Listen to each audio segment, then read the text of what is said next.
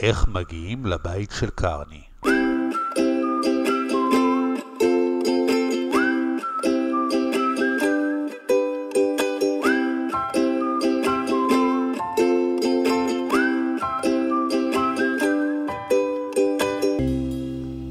איך מגיעים לבית של קרני? הולכים למתנס השכונתי, עושים סיבוב וגם פליה, וקופצים 7 פעמים על רגל אחת. 1, 2, 3, 4, 5, 6, 7.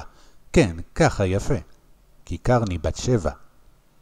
אחר כך אוכלים משולש של פיצה. הכי כיף זה להשאיר את הקשה. ואז 1 ו2 רצים למגלשה. זה שטויות, זה לא קשה. מטפסים על הסולם ומתגלשים עד למטה, וצועקים חזק. היי הו, יש לך ראש בלטה. מכופפים את הברכיים ואומרים בקול חלש. הלוואי שאמצא מקל קסמים, ענף או קש. והנה בצד, בין עשבים מרקרקים, שהם בעצם ג'ימבורי לחרקים, תמצאו זרד או מקל, או ענף או סרגל. תניפו אותו גבוה לשמיים, ואז יגיע נשר עם 4 רגליים, או שבעצם יש לו 2.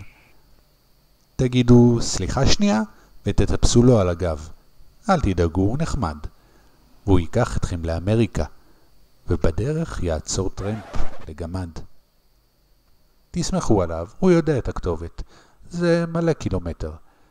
וכשתגיעו לשם, תעלו על פסל החירות. זאת האישה עם הלפיד והכתר. שם, מלמעלה, תביטו בלי חשש, ותראו בגודל של סומסום ממש, קטן קטן, הכי רחוק שיש, את הבית של קרני ברחוב רזניק 6. תשאלו את הנשר, למה לקחת אותי לכאן? זה לא מובן, הבית של קרני נראה מפה רחוק וקטן. אבל הוא לא יענה לכם על הדברים, כי הוא נשר, ונשרים לא מדברים. אבל הגמד הוא בעצם טייס, וטבח ורקדן ופקיד וקייס. אקח אתכם במטוס בלי מורא ובלי חשש. כך יאמר הגמד קטן המידות. רק תענו לי לפני כן על 3 חידות. 1. מה הצבע של חלב? התשובה היא לבן. 2. איזה צבע יש לשלג? התשובה היא לבן. 3. כמה גרגרי חול יש בעולם, ומה המספר שלהם אם כופלים אותם ב300 מיליון ומחלקים ב7?